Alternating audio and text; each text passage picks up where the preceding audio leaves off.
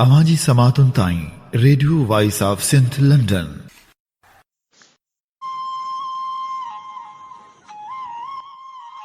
नसे वुण वणन नसे कात्यारियूं पिस्यो बाज़ारियूं हीणो मुलूण थे।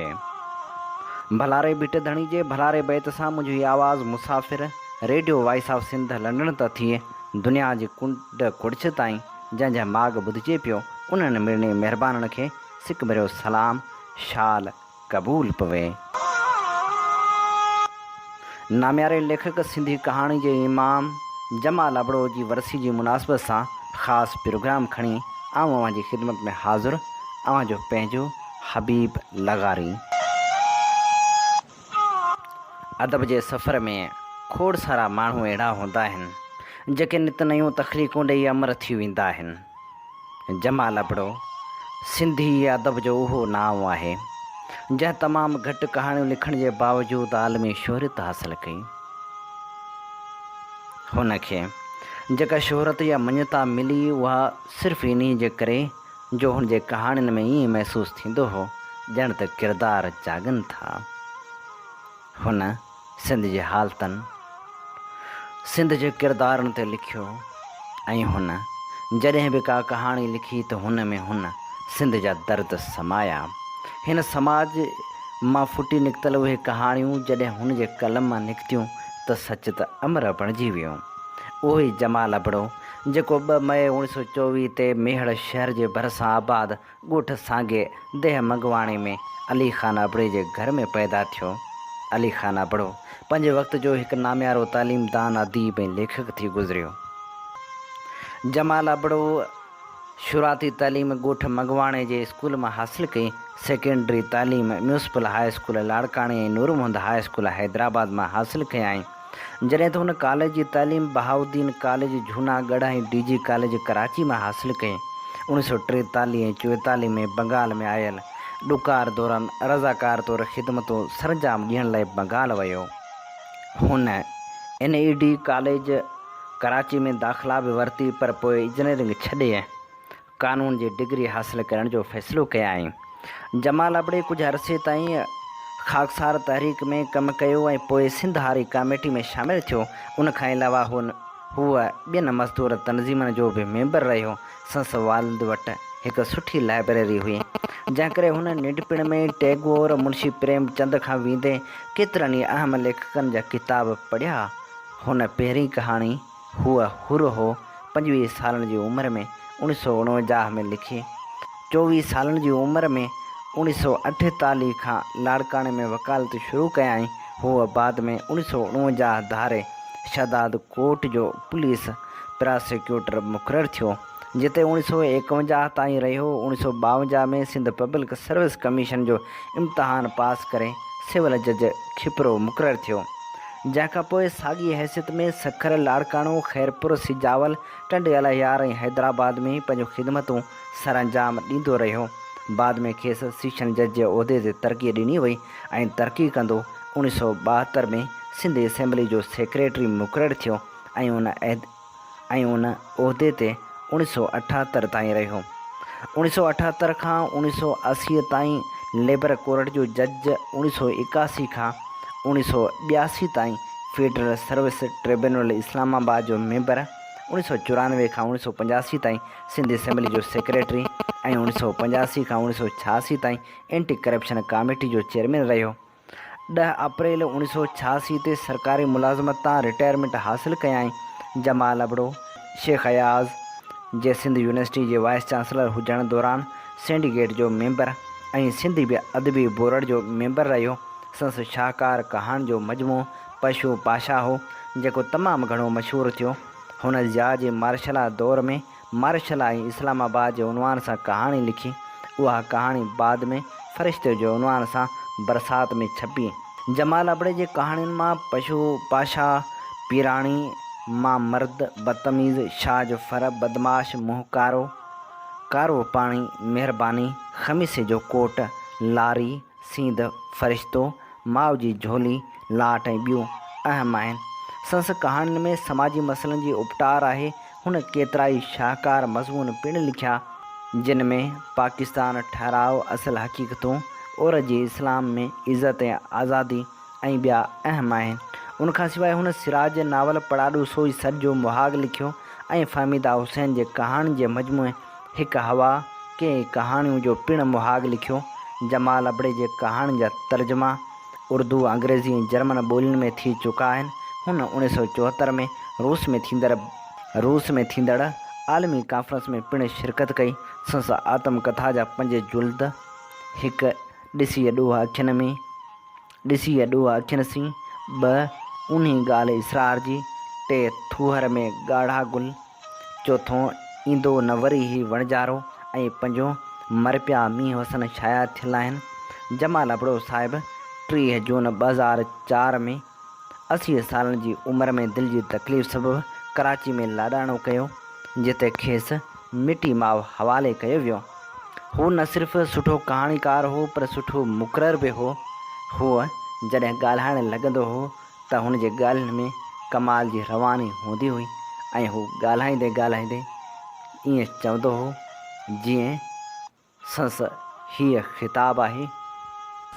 सिराज साहब, मौजूद हाज़रीन, मैडम खमीसानी साहबा ऐं ॿिया दोस्त, असां लिखण वारनि खे ॻाल्हाइणु कोन ईंदो आहे। डॉक्टर फ़हमीदा चऊं कयो लिखिए, मुंहिंजो बि ख़्यालु हो त लिखी अचां, पर तबियत ठीकु न हुई, मुंहिंजी पैल्पिटेशन हुअमि ऐं शॉर्ट ब्रेड थियुमि, सो लिखी कोन सघियुसि। बदर त मूंखे मां कंहिं झलियो त न अचु, रबानी बि झलियो त न अचु, पाण सिराज जो मामिलो हुजे न अचिजे उहो त मूंखां कोन पुॻो। सिराज सां पुराणा तल्का तमामु, जॾहिं नौजवान छोकिराट हो तॾहिं खां। सिराज साहिबु शायदि 1951। हा, हींअर ॻाल्हि निकिती त उस्ताद साहिब जी, उस्ताद मोहम्मद याकूब जी, इहा वॾी ॻाल्हि आहे तमामु, छाकाणि त पहिरीं यूनिवर्सिटी आहे घर ऐं वालदेन। हिकु दफ़े गवर्नर साहिब वटि वेठा हुआसीं, मीटिंग हुई का, साईं पराली शाह साहब हो सेक्रेटरी तालीम, सो उथंदे महिल मूंखे चई गवर्नर जो सॾु थियो आहे, तइलीम जे बारे में ॻाल्हाइणो आहे, त केरु रिस्पॉन्सिबल आहे, उस्ताद या शागिर्द या छा? मुंहिंजो साईं पीउ माउ ऐं घर, चई जमाल वाह जी ॻाल्हि कई थी।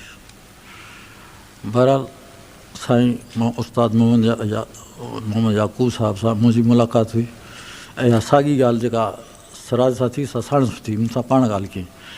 चई मूं बीठे लिखियो ट्रेनिंग कॉलेज में ऐं मूंखे सख़्तु बुख़ार हो, त हिकिड़ो उस्ताद अची पुठियों बीठो, हिकिड़ो सो मुंहिंजो पढ़ी मुंहिंजी पुठी टपड़े चईंदो बाबा तूं पास थी, तूं हाणे घर वञी आराम कर। त अहिड़ा माण्हू अहिड़ा उस्ताद हुआ। सिराज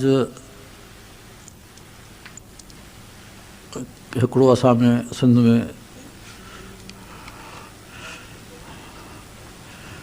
जाखोड़ी अदीब जेके महिनत कनि ऐं पढ़नि ऐं मुहक़क़ थियनि, से तमामु आङुरियुनि ते ॻणण जेतिरा। मौलाई शदाई साहिबु, साईं सामदीन राशिदी साहिबु, डॉक्टर नवीर खान बलोच, हिते अचे बीठा रहूं, पोइ थो नालो अचे सिराज हलक मेमण जो, बसि पोइ ॻाल्हि ख़तमु थी वञे। हाणे 4 माण्हू रुॻो सॼी सिंध में, त हीउ उहो माण्हू आहे जेको महिनत करे, जाखोड़ करे ऐं सॼी उमिरि पंहिंजे अदब खे ॾिनी अथई, न रुॻो अदब खे पर पंहिंजे फैमिली अफेयर्स खे, पंहिंजे रोज़गार खे। रोज़गार जे बारे में हिकिड़ी ॻाल्हि साण कंहिं में खिली चई, इहा ॻाल्हि सची आहे, सो उहा बि त न कबी, त हुनखे को अहम कोन हूंदो त मां छा थो कयां या छा नथो कयां, छा करणु खपे मूंखे, जेका ॻाल्हि हूंदी त में काहे पवंदो। मां त खांसि कॾहिं कोन ॾिठो आहे, मूंखां ॾिनो हुजे त उहा ॿी ॻाल्हि आहे, भई मां खांसि कॾहिं कोन ॾिठो, अलाए छो थो चयो वञे। हा, पंहिंजे अख़लाक़ ऐं किरदारु हिन जो अहिड़ो आहे जो का बि हल्की सल्की ॻाल्हि या घटिया ॻाल्हि बर्दाश्त न थींदी। अवी ॿुधी रहिया आहियो radio voice of Sindh London ऐं आऊं अव्हां जो मेज़बान आहियां हबीब लगारी। असीं अव्हां जी ख़िदमत में नामियारे कहाणीकार जमाल अबड़ो जी यादि में पेश करे रहिया आहियूं ख़ासि प्रोग्राम। जमाल अबड़ो खे भेटा पेश कंदे नामियारी लेखिका सार इमदाद लिखे थी। जमाल अबड़ो सिंधी ॿोली जे उन्हनि चंद लेखकनि मां हिकु आहे जिन मूंखे टी एज में सिंधी अदब पढ़ण ते हिरखायो। जमाल अबड़े जे कहाणियुनि जो मजमू पशो पाशा जेको ज़िंदगी पब्लिकेशन पारां छपायल हो।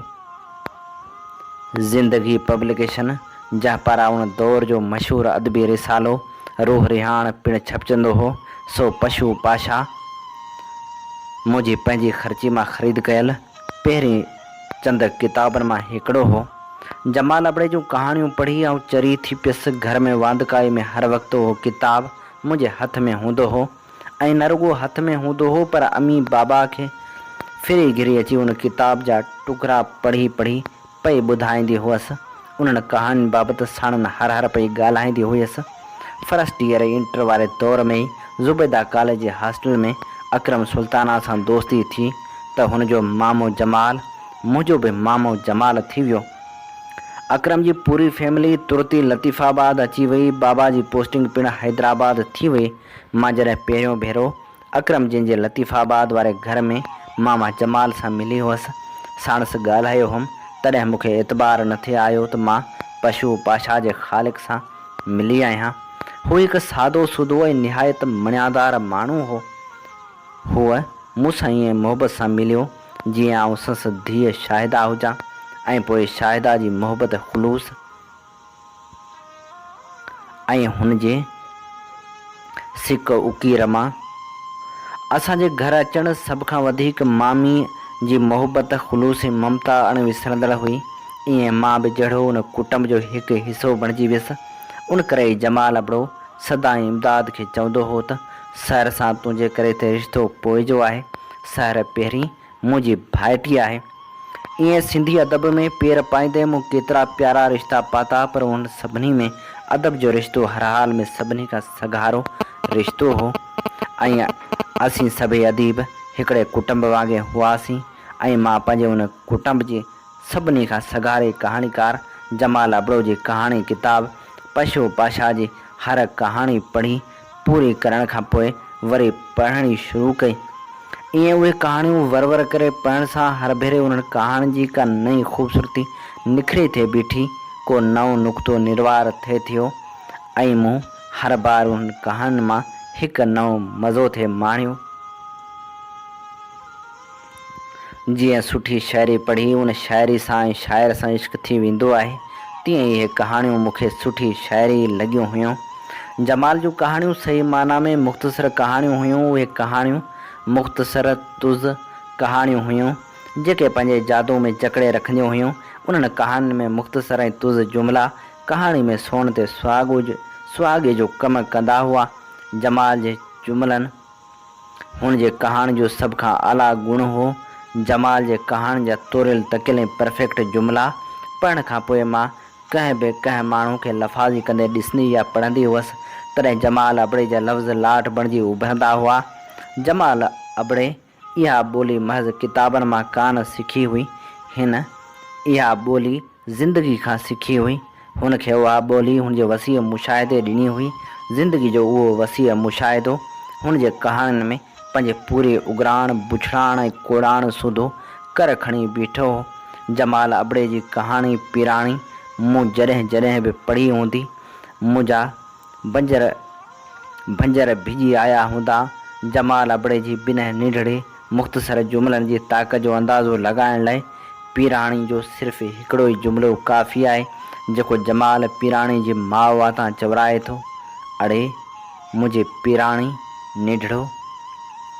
इन हिकिड़े जुमिले में हिकु माउ जी दिलि जो समूरो दर्द ओतिजी आयो आहे, ऐं हर भेरे इहो जुमिलो पढ़ंदे मुंहिंजा लिंग कांडारजी वेंदा आहिनि। जमाल जा अहिड़ा जुमिला हुन जे कहाणियुनि में थीम ट्यून्स जी हैसियत रखंदा आहिनि। उन रीत पशु पाशा जूं घणे भाङे कहाणियूं पंहिंजे दौर जूं बेहद अहम कहाणियूं आहिनि। उन्हनि में शाह जो फर, बदतमीज़, मां मर्द शामिल आहिनि। जमाल अबड़ो अली ख़ान अबड़े जहिड़े आलम जो पुटु हो। अली ख़ान अबड़े जूं सिंध में इल्मी ऐं दीनी ख़िदमतूं विसारण जोॻियूं न आहिनि। अली ख़ान अबड़ो सही माना में आलिम बाअमल हो। हुनजो लिखियल क़ुरान पाक जो तफ़सीर संस आला इल्म जो दलील आहे।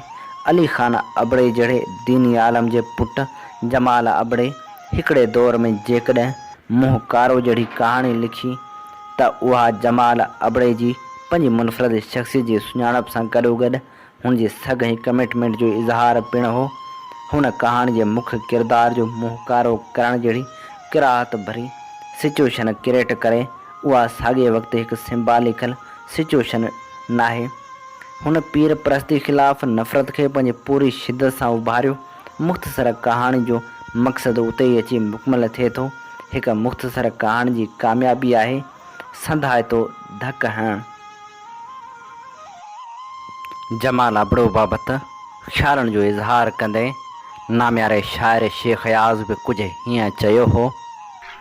जमाल सां मूं दरअसल काफ़ी ज़िंदगीअ जो अरसो गुज़ारियो आहे।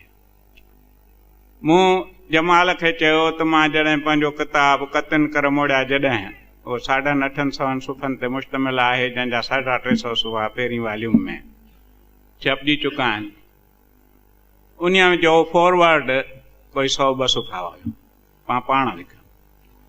उन में मौत जो ज़िक्र कंदे मूं फेडो सुकरात जो जेको आहे उन जे हवाले सां लिखियो त सुकरात जंहिं महिल हेमलाक पए पीती, उन वक़्तु हुन जा सभु शागिर्द हुन जे भरिसां वेठा हुआ ऐं रोई रहिया। सुकरात उन्हनि खे चयो त बाबा तव्हां मां औरतूं ॿाहिरि कढी छॾियूं इन करे त जीअं रोड राड़ो न थिए, तव्हां मूंखे झलींदव तॾहिं बि मां तव्हां को भॼी निकितो हलियो वेंदुमि, तव्हां त मुंहिंजो छड़ो जिस्म वञी दफ़नाईंदव। उन खां पोइ एपालोडोरस नाले ऐं किर्टो नाले हुन जा शागिर्द हुआ। उन्हनि में किर्टो खे चयईं त किर्टो मां तोखे हिकिड़ी वसियत थो कयां, उहा पाड़ींदे में? हुन चयसि त उस्ताद छो न पाड़ींदुसि। चयईं मां फलाणे माण्हूअ खां हिकु कुकड़ वरिती, उहा तूं हुनखे मोटाए ॾींदे? किर्टो चयो त हा मोटाए ॾींदुसि। तंहिंखां पोइ हेमलाक पी सुम्ही पियो। मूं जमाल खे फ़ोन ते चयो त जमाल सुकरात हिकिड़ी कुकड़ पियो वराइणु चाही, तोसां त मूंखे 100 कुकड़ियूं खाधियूं आहिनि। ऐं जमाल सां एॾियूं प्यारियूं यादगिरियूं हुयूं जो मां चयोमांसि त जमाल हाणे तूं जे माते किताब नथो रखें लिखें, मां पंहिंजे लाइ को भेरूमल महरचंद नथो छॾणु चाहियां जेको मुंहिंजा सेर ऐं सफ़र लिखे। पंहिंजा सेर ऐं सफ़र मां या तूं लिख जंहिं अखियुनि सां ॾिठा आहिनि, या मां लिखां ऐं तुंहिंजी हयाती तुंहिंजी सवान हयात पोइ मां थो लिखां जे तो लिखणु छॾे ॾिनो।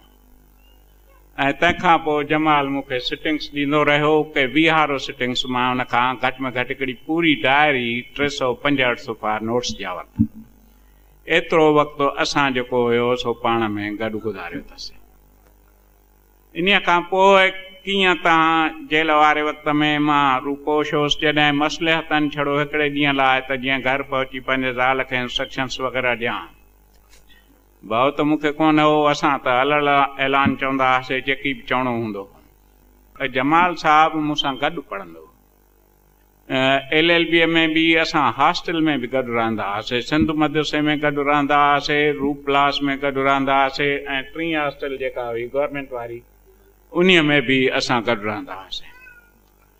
ऐं उते बि मां हिन जे कैरेक्टर खे बिल्कुलु वाच कंदो रहियुसि त हिकिड़ो फ़क़ीदुल मिसाल, हिकिड़ो बेमिसाल इंसानु आहे जंहिंजी किन वैल्यूज़ सां टोटल कमिटमेंट आहे। उन्हनि वैल्यूज़ तां हिन खे फिरंदे मां कॾहिं बि न ॾिठो। पोइ सरकारी नौकरीअ में बि हुयो त उते बि हिन खे फिरण जी कॾहिं बि का टाल मटोलण न कई। मूंखे जमाल जॾहिं मां ॾिसंदो आहियां, हिन खे बि हाणे पाण तक़रीर करणी पवंदी, कुझु सुवाल जवाब करणा पवंदा, त जमाल सां जंहिंखे जॾहिं ॾिसंदो आहियां त मूंखे हिकिड़ो शेर यादि ईंदो आहे जेको हाफ़िज़ मर चयो हो त मस्त बेगुज़श्तियो अज़ खिलवती आने मलकूत बतमाशाए तो आशूब क़यामत बरख़ास्त।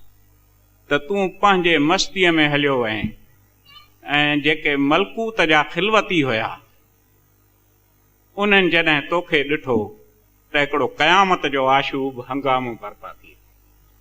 त ही जमाल उहा शख़्सियत आहे, शख़्सियत साज़ शख़्सियत आहे। मां दुनिया जे अदब जेको आहे सो इहे मुंहिंजे मुठ में आहे सारो, ऐं इहा मां हा मां हणी थो चवां त शाइरी त ठहियो, नावल त ठहिया, ॿियूं ॻाल्हियूं त ठहियूं, पर शॉर्ट स्टोरी बि हेमिंगवे ऐं मापासान खां वठी करे जर्मनी ऐं नोबल प्राइज़ विनर ताईं हेनरिक बोल ताईं मां पढ़ी आहे। ऐं उन्हनि में जेके बि शॉर्ट स्टोरीज़ मां पढ़ियूं आहिनि उन्हनि में पीराणी पंहिंजे पाए जी शॉर्ट स्टोरी।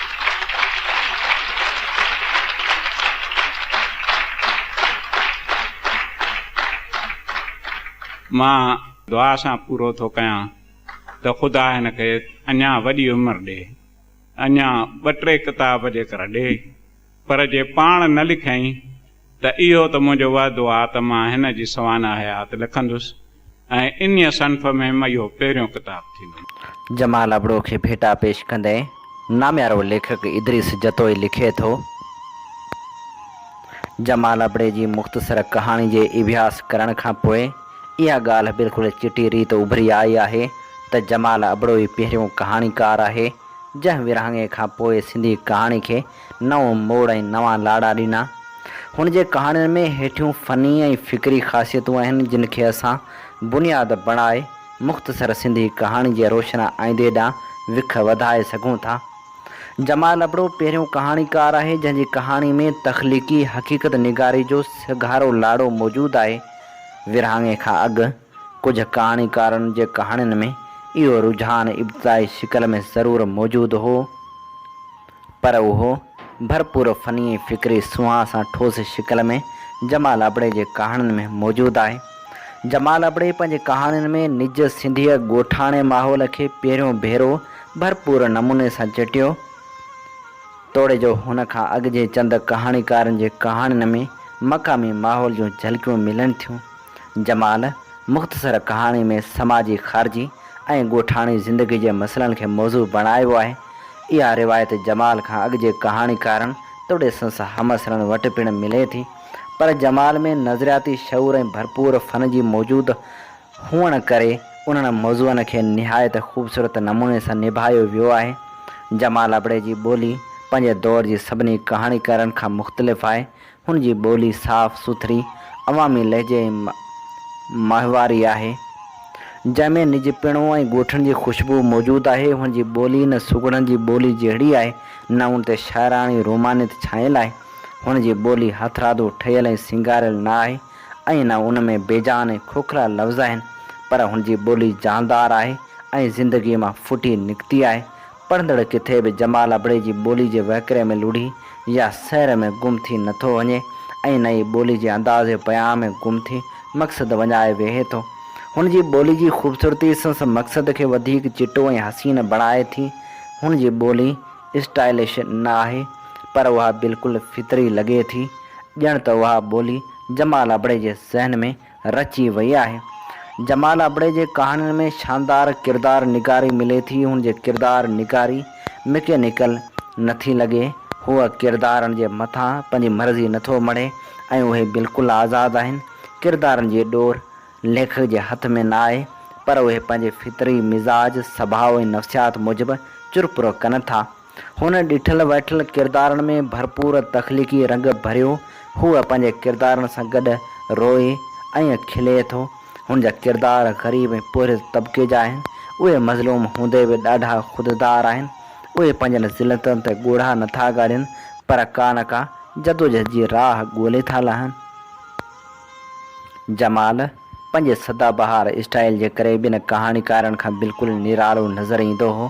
हुन वटि प्यार, सचाई ऐं ख़ुलूस आहे, त वरी कावड़ ऐं गुस्सो बि आहे। ज़िंदगी जो तलख़ हक़ीक़तूं ऐं उन्हनि जो बयानिया अंदाज़ में सगारो इज़हार पिणु मौजूदु आहे। संस कहाणियुनि में फैंटसीअ जो अंदाज़ वारियूं झलकियूं पिणु आहिनि। हुन वटि निढड़नि ऐं मुख़्तसर जुमिलनि में तमामु वॾी ॻाल्हि चई वञण जो फ़न बि हो। हूअ पंहिंजे स्टाइल ऐं पेशकश में किसे गो नथो लॻे, न ई हू जर्नलिस्ट ऐं मज़मून निगार थो लॻे, पर हूअ मानवी तौरु फ़नी एतबार खां हिकु कामयाबु कहाणीकार थो लॻे। जमाल अबड़े वटि गहरो समाजी शऊर ऐं उन जो फ़नकाराना इज़हार मिले थो। हुन अवामी मसइलनि ऐं ज़रूरतनि खे मौज़ू बणाईंदे पंहिंजे तख़लीक़नि में ज़िंदगी खे हसीन खां हसीन तर बणाइण जो ख़्वाब ऐं पैगाम ॾिनो आहे। अहिड़े क़िस्म जो अदब ॾियण वक़्तु हुन जूं कहाणियूं फार्मूलाए ऐं मैकेनिकल अंदाज़ वारियूं नथियूं लॻनि। हुन वटि फ़न ऐं मक़सद जो ख़ूबसूरत संगम मौजूदु हो। जमाल अबड़ो तरक़ी पसंदि सिंधी कहाणी जो बानी आहे। हुन तरक़ी पसंदि तहरीक जे उरूज वारे ज़माने खां कहाणियूं लिखणु शुरू कयूं। हुन तरक़ी पसंदि तहरीक जे चङनि ऐं मुस्बत असरनि खे ज़रूरु क़बूलु कयो, पर हुन कॾहिं बि तरक़ी पसंदि तहरीक जे घुरिजनि खे मसनूई अंदाज़ में आॾो रखी कहाणियूं न लिखियूं। हुन जूं कहाणियूं धरती जे हालतुनि मां जनमु वठनि थियूं। हुन पंहिंजे समाज जो गूढ़ो मुतालियो कंदे अहिड़ियूं तख़लीक़ूं पेश कयूं जिन जो मक़सदु तरक़ी पसंदि अदब जे हम माना ज़रूरु आहे।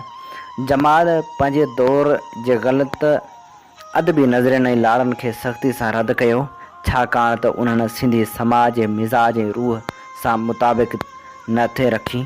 हुन जी हर सिट बामक़सद आहे, उन करे हुन जे कहाणी में न अबहाम आहे न वरी बेमक़सद। मतिलब त जमाल अबड़े जूं कहाणियूं फ़नी ॿोली असलूब मौज़ू तोड़े समाजी शऊर जी गहराई जे हवाले खां पंहिंजे हमअसर या सूतत पोइ ईंदड़ कहाणीकारनि खां वधीक सघारियूं आहिनि। उहे सिंधी अदब जो बेमिसाल सरमायो आहिनि जिन खे मिसाल बणाईंदे नई नस्ल जो कहाणीकार अॻिते वधी सघे थो। जमाल अबड़ो खे भेटा पेश कंदे बरखा अदीब ऐं कहाणीकार अमर जलील चवे थो, छो जो साईंअ खे असां पंहिंजो रूहानी उस्ताद रूहानी मुर्शिद सम्झो आहे। तंहिंजे करे सिखण जी जेका तमन्ना हमेशह खां रही, जॾहिं अदब जी दुनिया में अचण थियो ऐं दोस्तनि सां मुलाक़ातूं उन्हनि खां सिखण जो उतां खां ॻाल्हि शुरू थी। छो जो उन खां पोइ ई इमीडिएटली जॾहिं उस्तादनि की ॻोल्हा ऐं सूहनि जी ॻोल्हा ऐं ॾाहनि जी ॻोल्हा शुरू थी, जंहिंमें साईं जमाल अबड़ो असांखे मिलियो, साईं शेख अयाज़ मिलियो। टिनि माण्हुनि खे मूं बिल्कुलु सही फन वांगुरु पढ़ियो आहे ऐं बार बार पढ़ियो आहे, अञा ताईं पढ़ंदो आहियां ऐं सॼी उमिरि जेसिताईं ज़िंदगी हूंदी मां पढ़ंदो रहंदुमि। साईं जमाल अबड़ो, शेख अयाज़ ऐं इब्राहिम जोयो।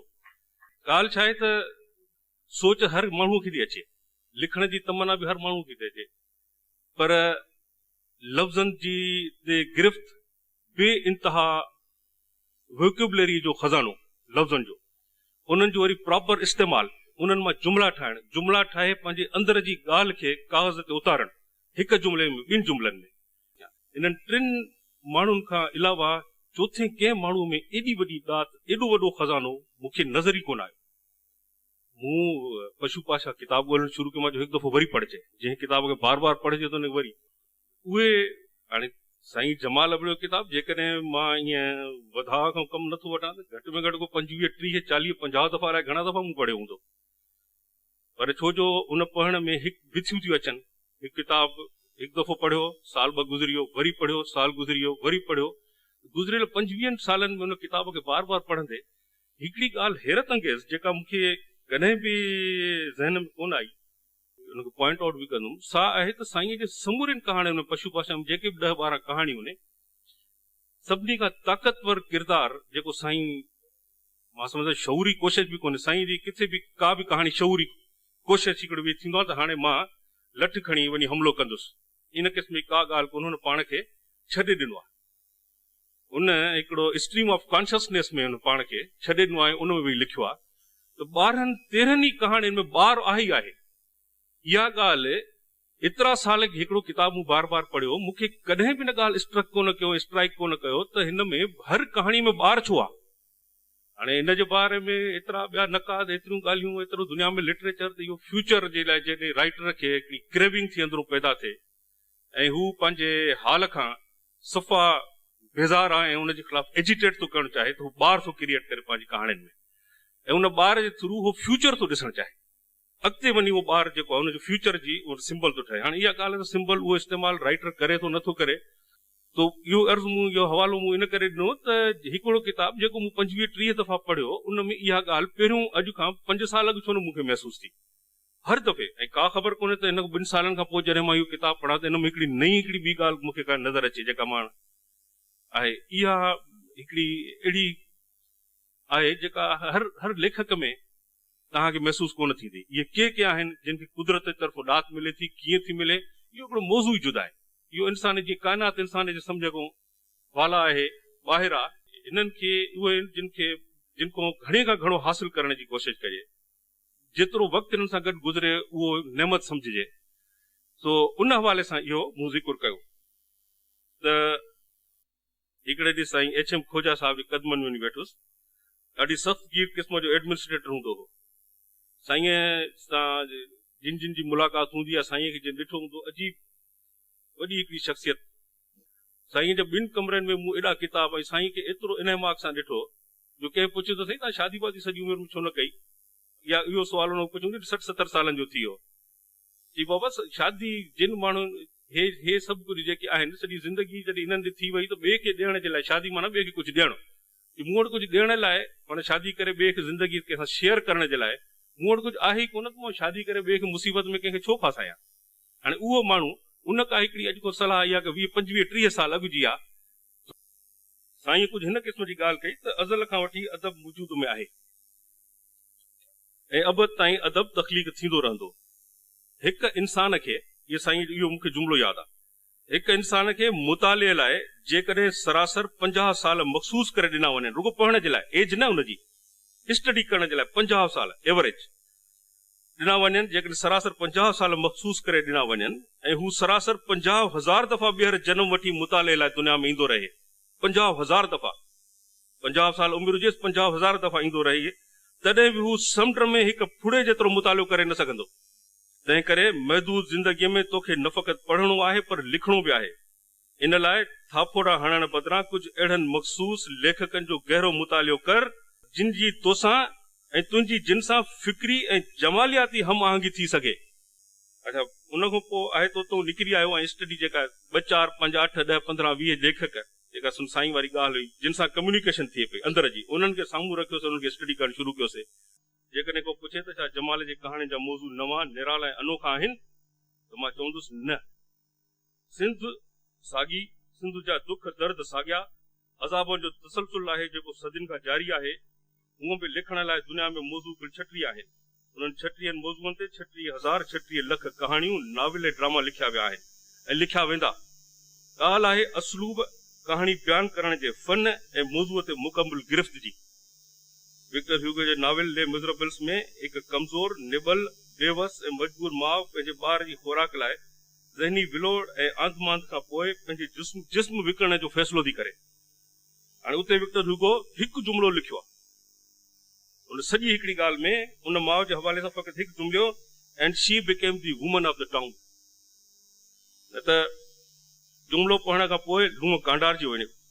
मूं इन क़िस्म जा अनेक जुमिला जमाल अबड़े जे तहरीरुनि में पढ़िया आहिनि। कहाणी बदमाश जी पुॼाणी। खेसि सेंट्रल जेल मोकिलियो वियो। लूलो जमादार जेलर बणिजी चुको हो, हुन खेसि चौखंबो ॿधायो, खेसि उघाड़ो करायो ऐं खेसि ॾंडी लंघाई। हुनखे ऊंधो करे सेंट्रल जेल जे वण में लटकायो वियो।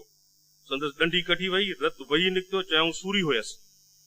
लूले जेलर खेसि थोॾो हुयो ऐं चयईं बदमाश। किताब इहो पशु पाशा बिल्कुलु मां ज़िम्मेदारीअ सां वरी मां कयां थो, ऐं ख़ासि करे पंहिंजी नई टही जे नौजवान दोस्तनि जे लाइ। किताब कहिड़े बि सुफ़े खां किथे बि तव्हां खोलियो कहाणी जो, पशु पाशा जी पहिरीं कहाणीअ खां वठी मां मर्द खां वठी आख़िरी कहाणीअ ताईं, किथां बि अखियूं बंदि करे तव्हां किताब खोलियो ऐं अखियूं बंदि करे तव्हां हथु रखी हुन सिट खे पढ़ी ॾिसो, तव्हां महसूसु कंदो त उहो लफ़्ज़ आम लफ़्ज़ कोन जेके अॼु ताईं तव्हां पढ़िया आहिनि। लफ़्ज़ ई ॿिया आहिनि, हे जुमिला ई ॿिया आहिनि, उन जुमिलनि जी कंस्ट्रक्शन ई ॿी आहे। अहिड़ा जुमिला जीअं चइबो आहे असांखे ग्रामर सेखारींदा त वर्ब हिकिड़ी शइ हूंदी आहे, वर्ब आहे ई कोन्हे, वर्ब जी का ज़रूरत ई कोन्हे। ऐं उन्हनि में एॾी कम्युनिकेशन, एॾी ताक़त जो माण्हू अंदरि पंहिंजे सॼे वजूद में अंदरि रूह ताईं माण्हू लुड़ी थो वञे। मक़नातीसी ज़हन, एहसास तबियत ऐं मुशाहिदे जी वुसअत खे कलम बंदि करण लाइ जमाल अबड़े खे लफ़्ज़नि जी एॾे ई वॾे ख़ज़ाने जी ज़रूरत हुई, जेॾो वॾो ख़ज़ानो कुदरत खेसि अदा कयो आहे। फिक्र जी गहराई, पाताल ताईं पहुचण वारी सोच ऐं लफ़्ज़नि सां बातिन ऐं ज़ाहिर जी मंज़रकशी करण वारी महराज मूं हिंदू सिंध जे ॿिए कंहिं लेखक में न ॾिठी। हिंदू सिंध छा, मूं पंहिंजे महदूद मुताले में दुनिया जे ॿिए कंहिं बि लेखक में अहिड़ी ॾात ऐं शहादत न ॾिठी आहे। जमाल अबड़ो पंहिंजनि तहरीरुनि में किथे बि बेइंतहा दर्द ऐं तकलीफ़ ऐं मुआशिरे जी बेहिसीअ जी अकासी कंदे कामियो ऐं कामियो जे किरदारनि वांगुरु न मुंझियो आहे ऐं न मुंझारनि में गिरफ़्तार थियो आहे। कामियो जे बरक्स जमाल अबड़े एहसास जी इंतहाई शिदत सां नाहमवारनि, ॾाढाइनि, तशदुद, बेहसी ऐं इंसान जे खसीसपणे खे वाक़ो कयो आहे। जमाल अबड़े जा किरदार हेमिंगवे जे जंगजू किरदारनि वांगुरु मरण महिल बि मल मारे वेंदा आहिनि। कहाणी पशु पाशा में असुल ईअं ई ॾेखारियो अथई ऐं बयानु कयो अथई। आख़िर फांसी घाट मां सवें हज़ारे पशु उॾामंदा नज़र आया। संदन सिर तिरीअ ते हुआ, संदन कपिड़ा रंगजी लाल थी विया गॾु थींदा कारखाननि में, फौजुनि में, खेतनि में, जबलनि जे माथिरियुनि में ऐं गारुनि में। जमाल अबड़े जे कहाणियुनि जी जो फ़क़ति हिकु ई किताबु आहे जेको असां सभिनी जे समूरनि किताबनि जो मट आहे। गुज़िरियल 25-30 सालनि खां कंहिं आसमानी सहीफ़ वांगुरु मूं संदसि किताब वराए वराए पढ़ियो आहे ऐं हर दफ़े हिकु नए कश्फ जो अहसासु थियो आहे जेका मूं पहिरियों ई। जमाल अबड़ो खे भेटा पेश कंदे ख़ूबसूरत लेखक रिज़वान गुल लिखे थो, कहाणी जो तालुक़ इंसानी ज़िंदगी सां एतिरो ई पुराणो आहे जेतिरो इंसानी तारीख़। छालाए त इंसान जे पैदा थियण सां ई कहाणी जनम वठे थी ऐं पोइ उन सां लाॻापियल मसइलनि ऐं उन्हनि जे हल लाइ जदोजहद दौरान बि केतिरियूं ई कहाणियूं वजूद में अचनि थियूं। हूअं हर इंसान बि त हिकु अलॻि कहाणी आहे या वरी कंहिं कहाणी जो किरदारु जेको सॼी जुमार मुख़्तलिफ़ स्टेजनि ते परफॉर्म कंदो रहे थो ऐं आख़िरकार संस किरदार जी पुॼाणी थिए थी।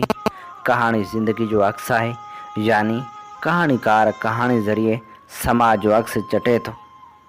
समाज जो अक्स चिटे थो त जीअं समाज अंदरि मुस्बत तब्दीलियूं अची सघनि। सिंधी समाज में जेका बददियानती ऐं अन्याय आहे उन हवाले सां केतिरनि ई कहाणीकारनि भरपूर नमूने सां लिखियो आहे, जिन मां बेबाक कहाणीकार जमाल अबड़े जो नालो निहायत अहम आहे। हू जदीद सिंधी कहाणी जे हवाले सां पीढ़ जे पथर वारी हैसियत रखे थो। जमाल अबड़ो उन्हनि ख़ुशनसीब लेखकनि मां हिकु हो जिन जे कलम जी नोक मां निकितल हर अखर जी तारीख़ी हैसियत ऐं अहमियत हूंदी आहे। हुन पहिरीं कहाणी हू हुर हो ऐं 24 सालनि जी ॼमार में लिखी। पाण बहितरीन कहाणीकार हुअण खां अलावा गुण रुखी शख़्सियत जो मालिक हो। हू मुसलसल कम करण जो आदी हो। खेसि ख़ामोश थी वेही रहण खां चिड़ हुई। हूअ पंहिंजे कलमी पोहरे सां सिंधी क़ौम में जागरता पैदा करण जी भरपूर कोशिशि कंदो रहियो। जेतोणीकि पाण केतिरनि ई आला इंतिज़ामी उहिदनि ते फ़ाइज़ रहियो, पर हुन सच लिखण खां कॾहिं बि न केॿायो। जमाल अबड़े पंहिंजे कहाणियुनि में मुआशिरे जे अहिड़नि किरदारनि जी पत वाइखी कई जेके असांजे समाज में बज़ाहिर इज़तदार ऐं पवित्र आहिनि। जॾहिं त संदन असल चेहरा भयानक ऐं मकरूह आहिनि। उहे मीर वॾेरा पीर हुजनि या जागीरदारानी निज़ाम जा चङा मुड़ुस, जमाल अबड़ो, अयाज़ कादरी ऐं ग़ुलाम रब्बानी आगरो सिंधी कहाणी जी टे मूर्ति तौरु सुञाता वञनि था, जिन विरहाङे खां पोइ सिंधी कहाणी खे नई ज़िंदगी ॾिनी। उहो ई सबबु आहे जो संदन कहाणियूं अॼु बि पढ़ियूं वञनि थियूं। जमाल अबड़े जेतोणीकि सॼी उमिरि में रुगो 17 कहाणियूं लिखियूं, पर उहे 17 ई कहाणियूं जदीद सिंधी कहाणी खेत्र में पंहिंजी अलॻि सुञाणप ऐं अहमियत रखंदड़ आहिनि। नाम्यारे लेखक जमाल अबड़ो जी सालगिरह जे मौक़े ते खेसि भेटा पेश कंदे नाम्यारे सहाफ़ी फ़क़ीर मोहम्मद लाशारी कुझु हीअं चयो हो। सालगिरह असांजे बुज़ुर्ग अदीब जी खेसि मुबारकूं, सालगिरह मल्हाइण वारनि खे बि मुबारकूं। असां जेके हाणोकी टही जा कलमकार आहियूं या सहाफ़ी आहियूं या सोचण वारा माण्हू आहियूं, ऐं भायां थो त उन्हनि सभिनी जे तरफ़ां उन्हनि सभिनी जी नुमाइंदगी कंदे हिकिड़ी ॻाल्हि त तसलसुल में मिली आहे पाण खे, जीअं जदीद सिंधी कहाणीअ जो अबो साईं खे सॼो थो वञे ऐं उहो बिल्कुलु सही हिकिड़ी चंड छाण सां तयारु थियल क़ाइमु कयल हिकिड़ी राय आहे। पर जेका ॻाल्हि हिन टही ऐं हुन टही जे विच में हिकिड़ो सॼो सारो अरसो थियो आहे, उहा हिन ख़ुशीअ जे मौक़े ते ई, छाकाणि त सालगिरह जो मौक़ो आहे, ख़ुशीअ जो मौक़ो आहे, वधीक दुआउनि जो मौक़ो आहे। उहा रुगो आउं इहा कंदुसि त असांजो इहो नसुल जंहिं शऊर जी पीढ़ पुख़्ती कई सिंध में ऐं तमामु घणो कुझु ॾिनो, जंहिं जेतिरो ॾिनो असीं हुननि जा ओतिरा थोराइता आहियूं। तारीख़ उन्हनि जी ओतिरी थोराइती रहंदी, सिंध जो मुस्तक़बिल उन्हनि जो ओतिरो थोराइतो रहंदो। जेके 4 कणा ॾिना सभु तमामु ज़बरदस्त ॻाल्हि आहे, भली ॻाल्हि आहे, ख़ुशि थियण जी ॻाल्हि आहे। पर हिकिड़ी शिकायत बिल्कुलु ईअं जीअं ताज शराई साहब चयो त जमाल साहब जे अंदर में हिकिड़ो एजिटेशन करण वारो माण्हू बि हो, ऐं इंटेलेक्चुअल साइड ते तख़लीक़ी तरफ़ ते उहो साॻियो एजिटेशन असांखे कहाणियुनि जे फॉर्म में मिले थो। पोइ उहो एजिटेशन जेको हिकिड़े दौर ताईं हले थो, उहो वधीक चैनलाइज़ थी, का वधीक शकिल वठी ऐं जारी छो नथो रहे, इहो असांजो सुवाल आहे। ऐं न रुगो उन पीढ़ी खां सुवाल आहे जेका पीढ़ी हिकिड़ी हद ताईं पाण खे डिसकंटिन्यू करे वेठी, जंहिंमें साईं मां इहा ॻाल्हि रुगो इन करे कई त उन में साईं अचे थो, हुन जा पंहिंजा कारण त ज़रूरु मौजूदु आहिनि, वज़ाहतूं बि पंहिंजे लेखे मौजूदु आहिनि, पर हिकिड़ो तसलसुल खपे, जिदोजहद जो समर जेका अॼु थी ऐं पोइ असीं उन विच में सॼो अरसो ख़ाली हुजे ऐं ज़ाती लॻापन ते ऐं ॿियनि मुहबतुनि ते ऐं जेके तबियती नेकियूं, तबियती चङायूं ऐं भलायूं आहिनि, उन्हनि ते असीं मां बि नथो भायां त के क़ौमी ज़िम्मेदारियुनि जा बुनियाद रखी ऐं उन किसे खे अॻिते वधाए सघिजे थो। जमाल साहब जो इहो कॉन्ट्रीब्यूशन, इहो एजिटेशन जेको शुरू थियो, उहो बाद में छो डिसकंटिन्यू छो थियो, इहो बहरहाल सवाल आहे मुंहिंजो। जॾहिं साईं अचनि त उन ते ॻाल्हाइनि, ऐं इहा ॻाल्हि न रुगो उन पीढ़ी सां आहे, पर जेका पीढ़ी अचे थी, जेका कमु करे थी, उन्हनि सभिनी ते बि लागू थिए थी। असांजो माण्हू कंहिं न कंहिं मरहले ते अचो, हिकिड़ी जाइ ते पहुचो, पोइ उतां डिसइंटीग्रेशन जो शिकार थो थिए, भञन राह जो शिकार थो थिए। पर सिंधी अदीब मसलियत खां या मौक़े परस्ती खां या सुस्तीअ खां या विकामजण खां अहिड़ी का बि हरकत कंदो त सिंधी मुआशरे में उहा सह पई कान्हे का। तंहिंजे करे हिकिड़ो किरदारु बिल्कुलु मुख़्तलिफ़ आहे सिंध जे दानिश्वर जो, सिंध जे अदीब जो, ऐं उहो किरदारु छो थो ईअं सुस्तीअ जो शिकार छो थो थिए। मुंहिंजूं साईं सां तमामु घणियूं हुजतूं आहिनि, ऐं इंतिहाई शागिर्द पाण खे सम्झो आहे साईं जो, ऐं मुख़्तसिर तरीन ॻाल्हियूं कचहरियूं थियूं आहिनि पंहिंजे विच में, तॾहिं बि लॻंदो ईअं आहे त तमामु घणी अंडरस्टैंडिंग आहे असांजी आहे। शायदि हुनजो हिकिड़ो कारण इहो बि हुजे त हिकिड़ी पुल साईं जे असांजे विच ते बदर आहे, ऐं साईं जमाल अबड़े खे सम्झण जे लाइ, हुनजा रिफ्लेक्शन्स ॾिसण जे लाइ बदर सां जेका गुफ़्तगू या पंहिंजाइप या वेझड़ाइप आहे, उहो बि हिकिड़ी पंहिंजी ॻाल्हि आहे। पर आउं अर्ज़ु इहो कंदुसि त जेका बि घड़ी, जेको बि साह आहे, सो अञा वधीक सजायो थिए, ऐं उहो एजिटेशनल जमाल अबड़ो भले हिकिड़े गंभीर ऐं ॿिए कंहिं मामले में कंहिं हिसाब सां, पर उहो वरी बि असांजे साम्हूं ऐं पंहिंजे पोरे सां, पंहिंजे तख़लीक़ सां अचणु खपे। हुनखे जेकॾहिं पंहिंजूं के कमज़ोरियूं तबियती या ॿियूं के आहिनि त उन्हनि जे ख़िलाफ़ बि झेड़े ऐं पाण सां पाण ॿाहिरि निकिरी अचे, ऐं असीं हुनजी आजा करण जे लाइ वरी बि बीठा हूंदासीं। महिरबानी। नाम्यारे कहाणीकार जमाल अबड़ो जे फ़न ऐं फ़िक्र बाबति radio voice of Sindh London सां ॻाल्हाईंदे नाम्यारो कहाणीकार ऐं मुतरजम जहांगीर अब्बासी चवे थो, लख कुर्ब तव्हां मूंखे पंहिंजे प्रोग्राम में जमाल अबड़े जे हवाले सां यादि कयो, इज़त ॾिनी ऐं मान ॾिनो।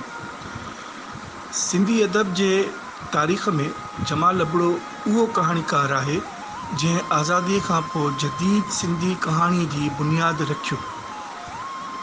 जमाल अबड़ो जेतोणीकि विरहाङे खां अॻु लिखंदड़ चइनि कहाणीकारनि में शुमारु आहे, पर जिन में शेख अयास, डॉक्टर नजम अब्बासी, सोबो गहन चंदानी ऐं जमाल अबड़ो शामिल आहिनि। जमाल अबड़े सिंधी समाज जे तमामु उन्हे ऐं अहिड़नि किरदारनि ऐं मौज़ूअनि जी चूंड कई जेके हमेशह जे लाइ अमर आहिनि। मिसाल तौर ते उनजी कहाणी पीराणी हुजे, शाह जो फर हुजे, कारो पाणी हुजे, सींध हुजे, पशु पाशा हुजे, या वरी उनजी कुझु ॿियूं कहाणियूं हुजनि।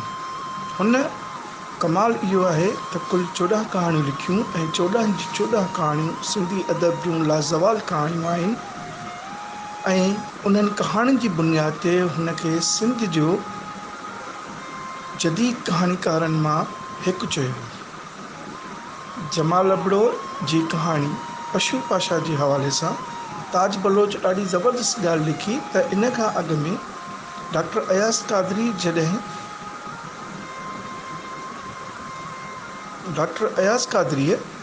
जॾहिं पंहिंजो कहाणी किताब बिलू दादा लिखियो त जमाल अबड़े उन खां मुतासिर थी करे पशु पाशा लिखी। जमाल अबड़े पंहिंजी ज़िंदगीअ जे समूरनि रुखनि में हिकु भरपूर समाज निगार जे नफ़्स खे सिंधी पस मंज़र में बयानु कयो।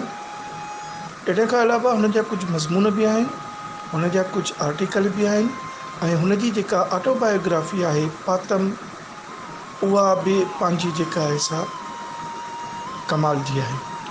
मां सम्झां थो त जमाल अबड़े जे इन्हनि सभिनी रुखनि ते कमु थियणु खपे। हिन जी कहाणियुनि जा केतिरनि ई ॿोलियुनि में तर्जुमो थी चुका आहिनि। हू सिंधी अदब जो जिते बावे आदम चवराए थो उते खेसि जी ख़ौफ़ सां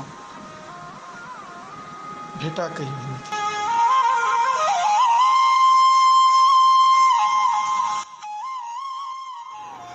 इन्ही ते ई जमाल अबड़ो जी यादि में पेश कयल प्रोग्राम जा समूरा रंग हवाउनि में विखरी चुका।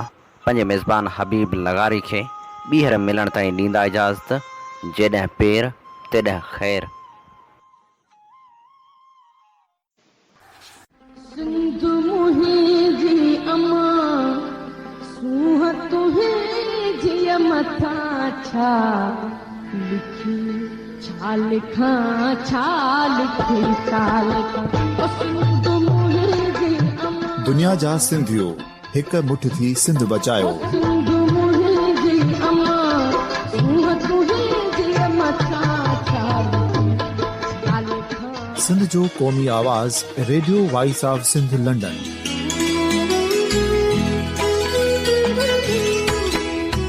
Radio voice of Sindh London पंहिंजी नशरियात में सिंध जी सियासत, समाज, इक़्तिसादियात, तारीख़, क़ौमी उमंगुनि ऐं इख़्लाक़ियात मुतलिक़ सिंध जी हक़ीक़ी तर्जुमानी कंदे प्रोग्रामनि खे असराइतो बणाइण लाइ सिंध जे घण घुरनि ऐं धरतीअ सां प्यार कंदड़ अदीबनि, दानिशवरनि, सहाफ़ियुनि, उस्तादनि, वकीलनि ऐं हर तबिके जे मानवारनि सजणनि खे सिंध में शऊरी इनकलाब लाइ सहकार जो सॾु ॾियूं था। अचो त गॾिजी सूफ़ियुनि ऐं संतनि वारी सिंध जो ओज हिकु मुठ थी वरी वापसि आणण वारे सफ़र जा साथारी बणिजऊं।